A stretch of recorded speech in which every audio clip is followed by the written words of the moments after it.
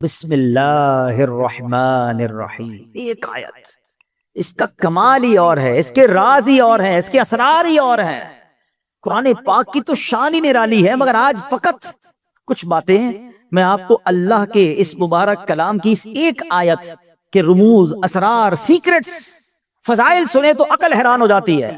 جو شخص، بہت سارے ایسے لوگ ہوں گے جو کاروباری مشکل کا، آج کل مہنگائی بھی بہت ہے، گزارا بھی نہیں ہو رہا، تو غور سے وظیفہ لے جائیں، کل سے کرنا شروع کر دیں کہ جو شخص طلوع آفتاب کے وقت سورج کی طرف رخ کر کے بسم اللہ الرحمن الرحیم 300 بار اور درود شریف 300 بار پڑھے، اللہ تعالیٰ اس کو ایسی جگہ سے رزق عطا فرمائے گا جہاں اس کا گمان بھی نہیں ہوگا، اور روزانہ پڑھنے سے انشاءاللہ عز و جل 1 سال کے اندر امیر و کبیر ہو جائے گا۔ وظیفہ پھر ریپیٹ کر دیتا ہوں، غور سے سن لیں۔ پہلے فجر کی نماز ادا کرنی ہے، اس کے بعد جب فجر کا وقت ختم ہونے لگے تو سورج طلوع ہوتا ہے، سورج طلوع ہونے کا وقت ہے، اس وقت آپ نے سورج کی طرف رخ کر کے ہاتھ میں تسبیح لینی ہے، 300 بار بسم اللہ الرحمن الرحیم، 300 بار درود پاک انشاءاللہ پڑھیں، اور پھر دیکھیں انشاءاللہ اللہ پاک رزق میں کیسی برکت دیتا ہے۔ سبحان اللہ۔ مولا علی شیر خدا نے ایک بڑا پیارا وظیفہ دیا، اور شاید اب جو میں وظیفہ بتانے جا رہا ہوں، جتنے لوگ یہاں موجود ہیں سب کو اس وظیفے کی ضرورت ہے۔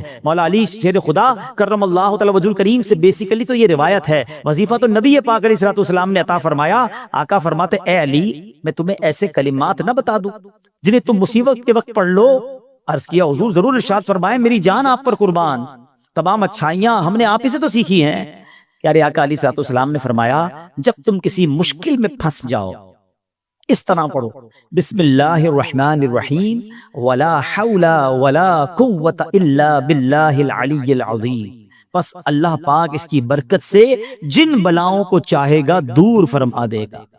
اچھا، اس وظیفے کو میں نے بھی کئی بار ٹرائی کیا ہے۔ میں نے الحمدللہ پہلے امیر اہل سنت کو دیکھا، مثال کے طور پہ آپ کہیں پھنس گئے، آپ کا ٹریفک میں گاڑی پھنس گئی ہے، گاڑی خراب ہو گئی ہے، فلائٹ کا ٹائم ہو گیا ہے، ٹرین کا ٹائم ہو گیا ہے، اور آپ کو لگتا ہے اب نہیں پہنچ سکیں گے، یا کسی بھی مشکل میں آپ پھنس گئے ہیں، آپ بسم اللہ الرحمن الرحیم ولا حول ولا قوت الا باللہ العلی العظیم، پھر آپ دیکھیں مشکلیں کیسے آسان ہوتی ہے۔ اب مثال کے طور پہ کوئی چیز گم ہو جائے، قرضہ آ جائے، کاروبار میں کوئی نقصان ہونے لگے، کوئی چیز میں گڑبڑ ہو جائے، کسی بھی پریشانی میں ہے، آپ یہ وظیفہ یاد کر لو، ذرا مل کے دوہرا لو، بسم اللہ الرحمن الرحیم ولا حول ولا قوت الا باللہ العلی العظیم۔ تو یہ بڑے کمال کا وظیفہ ہے۔ اچھا، اب بیماری کے، بہت ساری بیماریوں کا علاج ہے، آخری بیان کے اینڈ میں ایک دو باتیں، تاکہ تعویذ وظیفہ بھی مل جائے، آپ کو فائدہ رہے گا۔ ایک شخص کو بخار آ گیا تو حضرت شیخ فقی ولی عمر بن سعید رحمۃ اللہ تعالی کی ان کی عیادت کے لیے آئے، جاتے ہوئے ایک تعویذ عنایت فرمایا کہ آپ کھول کر مت دیکھنا۔ ان کے جانے کے بعد اس نے تعویذ پہنا تو بخار فوراً چلا گیا، اس سے رہا نہیں گیا، اسے تعویذ کھولا کہ ایسا کیا لکھا کہ یوں بخار چلا گیا، تو اس میں بسم اللہ الرحمن الرحیم لکھا تھا۔ دل میں وسوسہ آیا تو یہ تو کوئی بھی لکھ سکتا ہے، ابھی عقیدت میں کمی آئی تو فوراً بخار بڑھنا شروع ہو گیا۔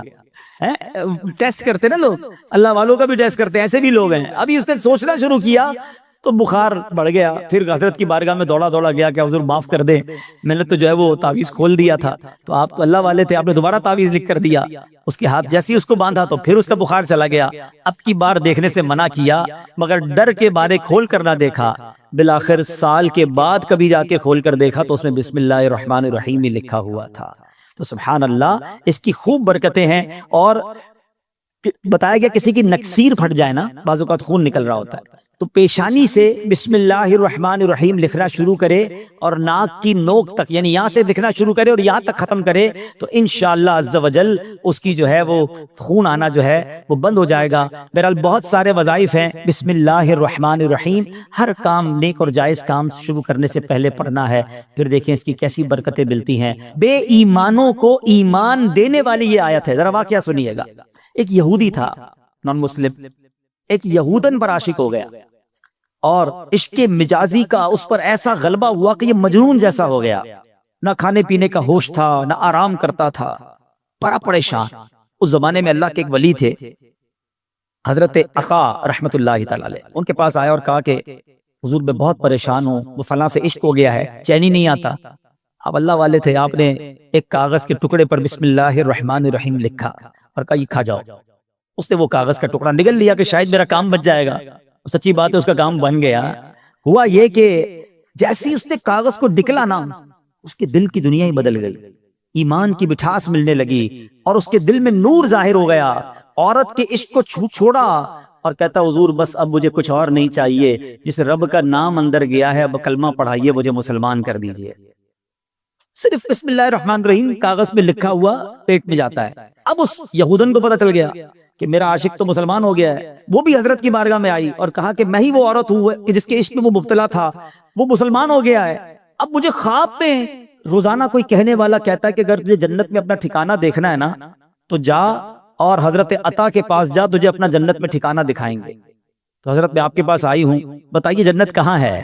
حضرت عطا نے کہا کہ جنت کا ارادہ ہے تو پہلے تجھے اس کا دروازہ کھولنا پڑے گا نا، جنت میں جانا ہے تو ڈور اوپن کر.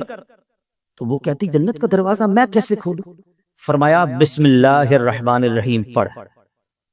آپ نے فرمایا جنت کا دروازہ کھولنا ہے نا، بسم اللہ الرحمن الرحیم پڑھ. جیسے ہی اس نے بسم اللہ الرحمن الرحیم پڑھا دل میں نور بڑھنے لگ گیا. کہتی حضور بس اب مجھے اسلام میں داخل کیجئے. اس نے کلمہ پڑھا اور بسم اللہ شریف کی برکت سے وہ بھی مسلمان ہو گئی. اسی رات جب وہ نو مسلم خاتون جو ہے رات کو سوئی تو خواب پہ جنت میں داخل ہوئی. خوبصورت محل دیکھا، گنبد دیکھے، ایک گنبد پر لکھا تھا بسم اللہ الرحمن الرحیم لا الہ الا اللہ محمد الرسول اللہ. عورت نے یہ الفاظ پڑھے تو کسی پکارنے والے پر کہا اے پڑھنے والی، اللہ پاک نے یہ سب تجھے عطا فرما دیا ہے. آئے ہائے ہائے، بسم اللہ کی برکت ہے، ہم نے پائی جنت ہے، کتنی اچھی قسمت ہے، یہ سب رب کی رحمت ہے. تو بسم اللہ الرحمن الرحیم کی تو کیا ہی بات ہے. پیارے اسلامی بھائیوں، ایک پوری آیت یہ یاد رہے، شاید بہت سارے لوگوں کو پتہ نہیں ہوتا کہ دو سورتوں کے درمیان فاصلے کے لیے بسم اللہ الرحمن الرحیم کو اتارا گیا. اور یہ آیت قرآن پاک میں ایک جگہ قرآن کا حصہ بھی ہے، پارہ 19 سورہ نمل، اور یہ آیت کا حصہ ہے. اور اس کے معنی کیا ہے؟ اللہ کے نام سے ہے جو نہایت مہربان رحم والا.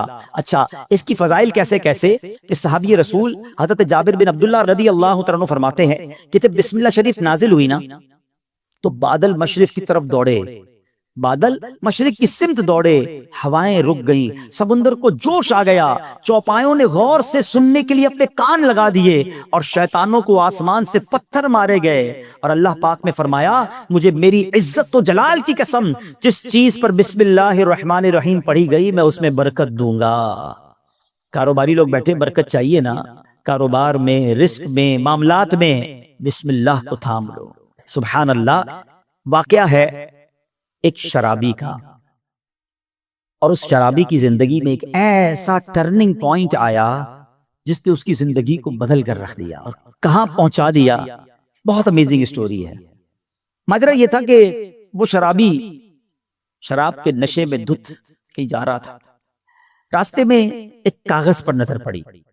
ماشاءاللہ یہاں قرآن پڑھنے والے، پڑھانے والے، اپنی دکانوں پر بھی ماشاءاللہ مدرسہ لگانے والے موجود ہیں. تو آج قرآن پاک کی صرف ایک آیت کی فضیلت کی میں نے بات کرنی ہے. پورے قرآن کی شان تو نرالی ہے، ایک آیت میں کیا کچھ ہے اس سے اندازہ ہوگا کہ پھر رب کے کلام میں کتنی عظمتیں ہیں. تو وہ جو شراب کے نشے میں دھت جا رہے تھے، انہوں نے دیکھا کہ ایک کاغذ کا ٹکڑا پڑا ہے اور اس پر بسم اللہ الرحمن الرحیم لکھا ہوا ہے. اب اس کو خیال آیا کہ میرے رب کا نام زمین پر، ادب کا خیال آیا، عزت کا خیال آیا کہ یہ نہیں ہونا چاہیے. حالانکہ وہ غلط کام کر رہے تھے، شراب میں تھے، مگر عطر خریدا، اس کاغذ کے ٹکڑے کو صاف کیا، اسے عطر لگایا اور بلند جگہ پر رکھا. اس کے بعد وہ اپنے کام میں مگن ہو گئے. اسی رات ایک بزرگ کو خواب میں زیارت ہوئی کہ جاؤ میرے اس بندے کو جا کر کہو کہ تم نے میرے نام کو پاک اور صاف جگہ پر رکھا، بلند جگہ پر رکھا، ہم تمہارے نام کو بھی بلند کریں گے. اب بزرگ اس بندے کو جانتے تھے کہ وہ تو شرابی ہے. شرابی کے لیے یہ پیغام کیسے ہو سکتا ہے؟ تو کہتے لگتا ہے خواب میں کوئی غلط فہمی ہوئی، دوبارہ سو گئے. دوبارہ سوئے تو پھر دوسری بار یہی پیغام. پھر سوچا نہیں اس بندے کے لیے پیغام نہیں ہو سکتا. تیسری بار خواب میں یہی پیغام دیا گیا. اب وہ بزرگ تلاش کرنے نکلے کہ وہ کدھر ہے شراب پینے والا. ڈھونڈتے ڈھونڈتے جب پتا چلا اس وقت بھی وہ شراب کی محفل میں ہی بیٹھے ہوئے تھے. آواز دی کہ باہر آئیے. وہ تو شراب کے نشے میں مست، تو کسی کو بھیجا کہ جاؤ کہو تمہارے لیے پیغام آیا ہے. کہ میرے لیے کون پیغام لایا ہے؟ بہرحال پوچھو کس کا پیغام لائے ہو؟ جو بزرگ شراب کھانے کے باہر کھڑے تھے نا، اندر جا کر اسے بتا دو اللہ کا پیغام لایا. اب جب یہ سننا تھا تو جھرجھری سی آ گئی، کھڑے ہوئے باہر آئے، اور جب یہ بات بزرگ نے بتائی کہ مجھے تو نہیں پتا تم نے کیا کیا ہے، 3 بار خواب میں مجھے کہا گیا ہے کہ تمہیں بتا دوں، تم نے رب کے نام کو جو تعظیم کی ہے، بسم اللہ الرحمن الرحیم کو معطر کیا، اسے بلند جگہ پر رکھا ہے، مجھے یہ پیغام ملا ہے کہ تمہیں بھی تمہارے نام کو بلندی دی جائے گی، تمہیں عزت اور مرتبہ دیا جائے گا. جب یہ سنا کہ میں شراب کے نشے میں دھت اور میرا رب مجھ پہ اتنا مہربان، اس بندے نے توبہ کی، اللہ سے معافی مانگی اور عبادتوں میں لگ گئے. اے میرے پیارے اسلامی بھائیوں، یہ انقلاب جو شراب کے نشے میں دھت شخصیت کو اللہ کا ولی بنا گیا، یہ کون تھے؟ یہ کوئی اور نہیں، حضرت بشر حافی رحمت اللہ تعالی علیہ تھے. یہ زمانے کے ولی بنے. حافی کہتے ہیں ننگے پیر رہنے والے کو. آپ معرفت الہی اور اللہ کی یاد میں اتنے گم رہنے لگے کہ آپ چپل ہی نہیں پہنتے تھے. اور کتابوں میں لکھا کہ جب تک حضرت بشر حافی اس شہر میں رہے، کوئی بھی چوپایا جو ہے نا راستے میں گندگی نہیں کرتا تھا، اس ادب کے ساتھ کہ کہیں بشر حافی کے پیر گندے نہ ہو جائیں. تو کتابوں میں آتا ہے کہ ایک بار کسی نے دیکھا کہ چوپائے نے گندگی کر دی ہے، تو اس کے مالک نے سمجھ لیا کہ ہو نہ ہو بشر حافی کا انتقال ہو گیا ہے. اور جب معلوم کیا گیا تو ایسا ہی تھا کہ جب وہ زمانے سے وہ دنیا سے چلے گئے، پھر چوپایوں نے راستے کے اندر گندگی کرنا شروع کی. یعنی جو اللہ کا ادب کرتا ہے، اللہ کے نام کی تعظیم کرتا ہے، اللہ کی مخلوق جو ہے وہ اس کی تعظیم کرنے لگ جاتی ہے. سبحان اللہ. آپ کو اندازہ ہے کہ بسم اللہ الرحمن الرحیم میں جامعیت کتنی ہے؟ سنتے جائیے. اللہ پاک نے بعض انبیاء کرام پر مختلف کتابیں اور صحائف نازل فرمائے جن کی تعداد 104 ہے. ٹھیک ہے، ان میں سے 60 صحیفے حضرت شعیب علیہ السلام پر، 30 صحیفے حضرت ابراہیم علیہ السلام پر، 10 حضرت موسیٰ علیہ السلام پر تورات شریف اترنے سے پہلے نازل ہو گئے تھے. پھر 4 بڑی کتابیں ہیں، تورات شریف، زبور شریف، انجیل مقدس اور قرآن مجید. ٹھیک ہے. اچھا، ان تمام صحیفوں کے مضامین قرآن پاک میں ہیں. قرآن پاک کے سارے مضمون سورہ فاتحہ میں ہے، اور سورہ فاتحہ کا سارا مضمون بسم اللہ الرحمن الرحیم میں ہے. اور سنو، بسم اللہ الرحمن الرحیم کا سارا مضمون بسم اللہ کے حرف با میں موجود ہے، اور اس کے معنی کیا ہے؟ بی کان ما کان و بی یکون ما یکون. یعنی جو کچھ بھی ہے مجھ یعنی اللہ پاک ہی سے ہے، اور جو کچھ ہوگا مجھ یعنی اللہ پاک سے ہی ہوگا. اللہ اکبر. یہ کمال ہے بسم اللہ الرحمن الرحیم کا کہ تمام صحیفوں اور قرآن مجید کا نچوڑ اس کے اندر موجود ہے. اور سبحان اللہ، بسم اللہ کے فضائل کتنے. امام فخر الدین رازی رحمت اللہ تعالی فرماتے ہیں بسم اللہ الرحمن الرحیم کے 19 حروف ہیں. ٹھیک، اور دوزخ پر عذاب دینے والے فرشتے بھی 19 ہیں. تو آپ فرماتے ہیں کہ امید ہے ایک ایک حرف کی برکت سے ایک ایک فرشتے کا عذاب دور ہو جائے گا. بسم اللہ پڑھتے رہا کرو. اچھا، آپ فرماتے ہیں دن میں کتنے گھنٹے؟ دن رات میں 24 گھنٹے ہیں. فرماتے 5 گھنٹے 5 نمازوں میں گھیر لیے، 19 گھنٹوں کے لیے بسم اللہ الرحمن الرحیم کے 19 حروف عطا فرمائے.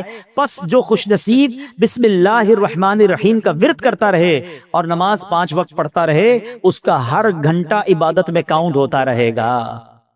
تو یہ کمال کا وظیفہ ہے. نارملی ہماری توجہ اس طرف نہیں جاتی ہے. اچھا، بعض اوقات ہم لوگ کہتے ہیں ہمارے کام ادھورے رہ جاتے ہیں، کام شروع کرتے ہیں، ڈیل بنتے بنتے رہ جاتی ہے، کام ادھورا رہ جاتا ہے، پوری نہیں ہو پاتی ہماری بات. سنیے، اللہ پاک کے پیارے اور آخری نبی صلی اللہ تعالی علیہ وسلم نے فرمایا جو بھی اہم کام بسم اللہ سے شروع نہیں کیا جاتا وہ ادھورا رہ جاتا ہے.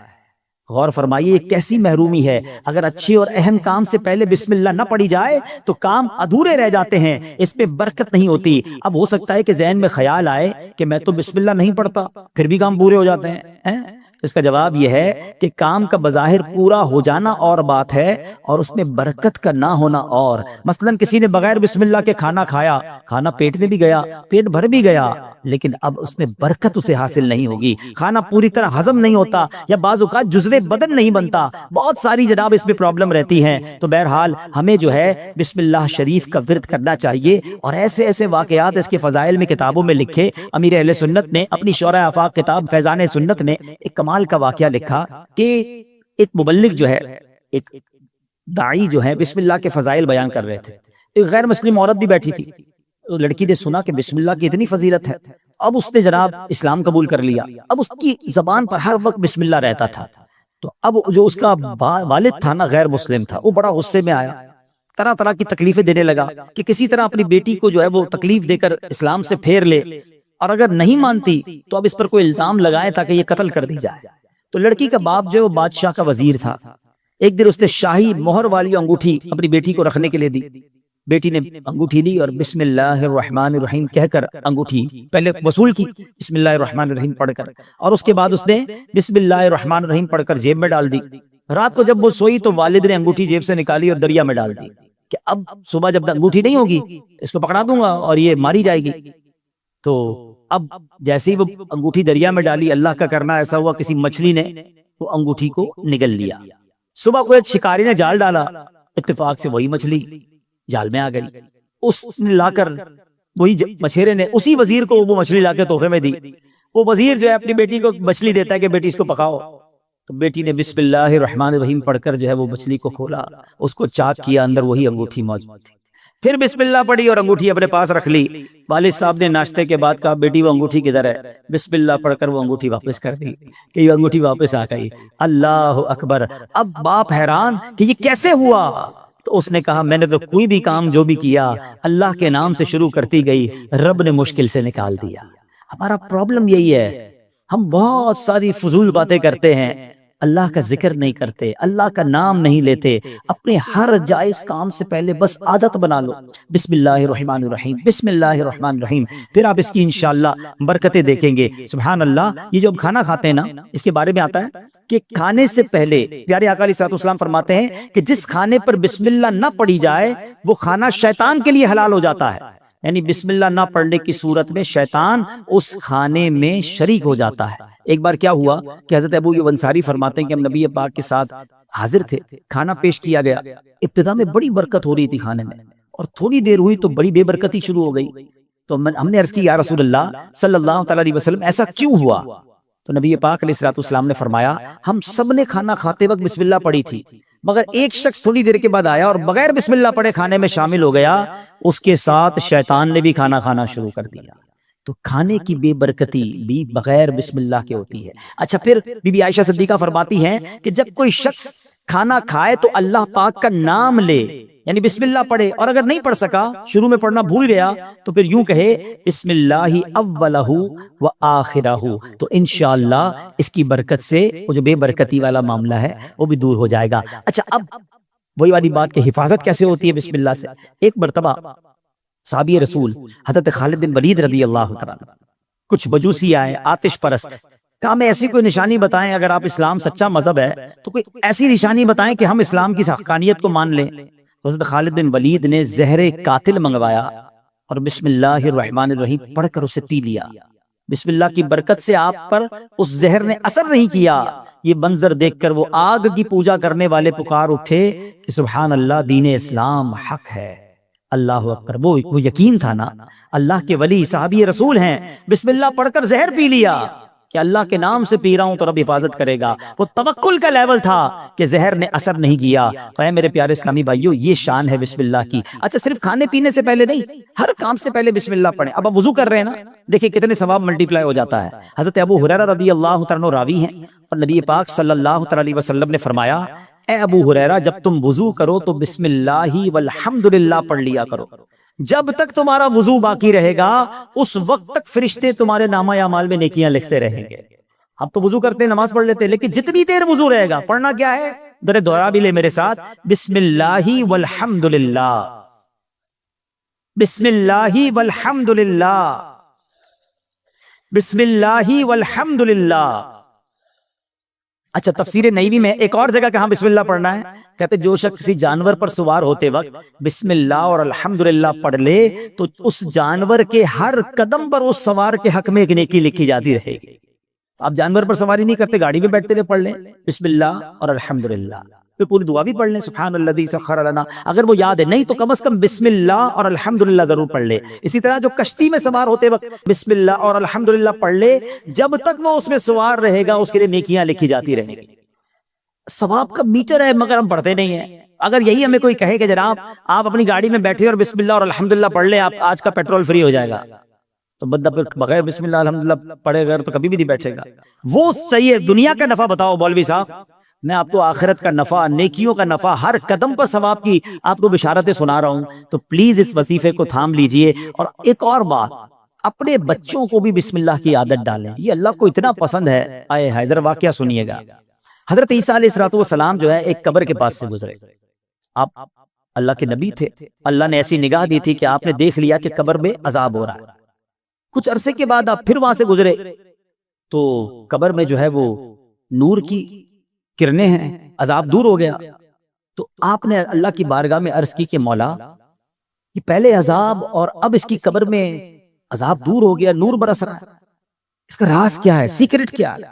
سنو ذرا، اے وہ خوش نصیبوں جو اپنے بچوں کو قرآن پڑھاتے ہو، اے وہ خوش نصیبوں جن کے بچے حافظ بن رہے ہیں، اے وہ اسلامی بھائیوں تمہیں مبارک ہو جو بچے کو دین سکھاتے ہو۔ باپ گناہگار، قبر میں عذاب ہو رہا تھا، اللہ کی طرف سے ارشاد ہوا جب یہ انتقال کیا نا اس بندے نے، بڑا گناہگار تھا، اس کی وجہ سے عذاب ہو رہا تھا، لیکن جب اس کا انتقال ہوا اس وقت اس کی وائف جو تھی پریگننٹ تھی، امید سے تھی، اس کے انتقال کے بعد لڑکا پیدا ہوا۔ کچھ عرصے کے بعد یہ لڑکا اتنا بڑا ہو گیا کہ اس کی ماں نے اسے مدرسے بھیجا، مکتب بھیجا، استاد نے بچے کو بسم اللہ پڑھائی۔ اے موسیٰ، مجھے حیا آئی، مجھے شرم آئی کہ میں اس شخص کو زمین کے اندر عذاب دوں جس کا بچہ زمین کے اوپر مجھے رحمان اور رحیم کے نام سے پکار رہا ہے۔ ہائے ہائے ہائے، میرا بچہ قرآن پڑھے اور میری قبر میں رحمتوں کی برسات ہو جائے، اور مجھے کیا چاہیے؟ خدا را اپنے بچوں کو قرآن پڑھاؤ۔ ہم لوگ آج لگ گئے، دوڑ میں لگ گئے، جناب فلاں یونیورسٹی، فلاں کالج، فلاں ڈگری، فلاں پی ایچ ڈی، فلاں software. We are not against, ہم دعوت اسلامی والے دنیا کی پڑھائی کے خلاف نہیں ہیں، لیکن دنیا کے پیچھے اتنا تو مت بھاگو نا کہ ہم اپنے دین کو ہی بھول جائیں، ہمارے بچوں کو قرآن ہی نہ آئے، ہمارے بچے حدیث ہی نہ جانے، ادب ہی نہ جانے۔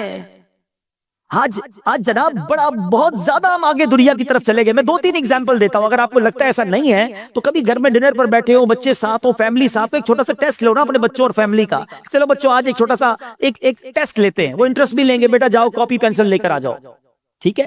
ان کو کہیں بیٹا پہلے صفحے پہ لکھو کہ تمہیں کتنے کرکٹرز کے نام یاد ہے۔ ہو سکتا ہے کسی کا بیٹا یہ بھی کہے کہ ابا جان صرف نام لکھنے ہیں، آگے ریکارڈ بھی لکھنے ہیں، وہ بھی یاد ہوتے ہیں، ٹھیک ہے؟ اچھا بیٹا اگلے صفحے پہ لکھو کہ مزید کتنے اداکاروں کے نام یاد ہیں۔ معاذ اللہ، تو شاید 2-3 صفحے بھر دیے جائیں گے، گلوکاروں کے نام، سیاستدانوں کے نام 4-5 صفحے بھر گئے ہوں گے۔ اب پوچھنا بتاؤ کتنے نبیوں کے نام یاد ہیں، کتنے صحابہ کے نام اگلے صفحے پہ لکھو، اس کے اگلے صفحے پہ بیٹا لکھو کتنے ولیوں کے نام یاد ہیں۔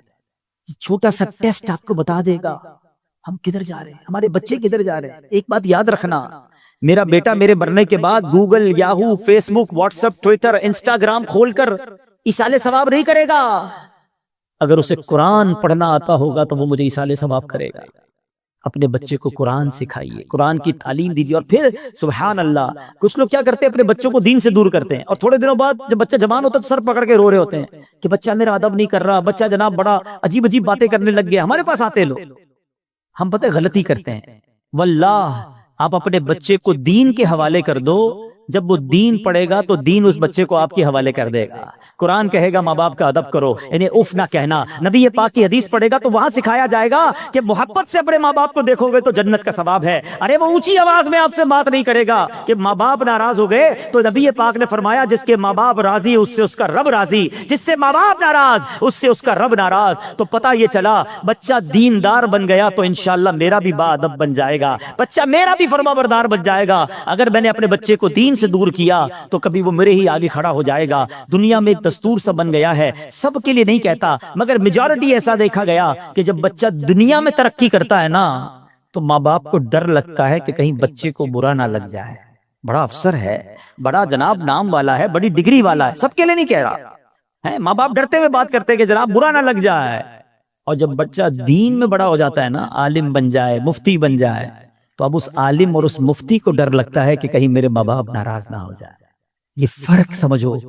تو اپنے بچے کو قرآن پڑھائیے، دین سکھائیے۔ یہ بچہ آپ کا نیک بن گیا نا خدا نہ خواستہ اگر میرے گناہوں کی سبب اگر کوئی گڑبڑ قبر میں ہو بھی گئی نا، تو نیک اولاد کی دعا، نیک اولاد کا عمل جو ہے وہ انشاءاللہ مغفرت کا ذریعہ بن جائے گا۔ تو اپنی اولاد کو اپنے لیے ہمیں صدقہ جاریہ بنانا ہے۔ اب سوچو بسم اللہ الرحمن الرحیم میں اتنی برکت ہے تو پورے قرآن کا کیا عالم ہوگا۔ مبارک ہو انہیں جو قرآن پاک پڑھنے والے ہیں، پڑھانے والے ہیں۔ آپ کو ایک اور فضیلت سنا دوں، دنیا میں آپ نے بہت پیارے پیارے پھل دیکھے ہوں گے، فروٹس، اور تقریباً سبھی کو فروٹس پسند ہوتے ہیں۔ کئی پھلوں کا ذکر قرآن مجید میں بھی موجود ہے، اور دنیا میں جائیں ٹریول کریں تو ہر ملک کی ایک خاص بات ہوتی ہے کہ فلاں پھل جو ہے وہ فلاں ملک میں پایا جاتا ہے۔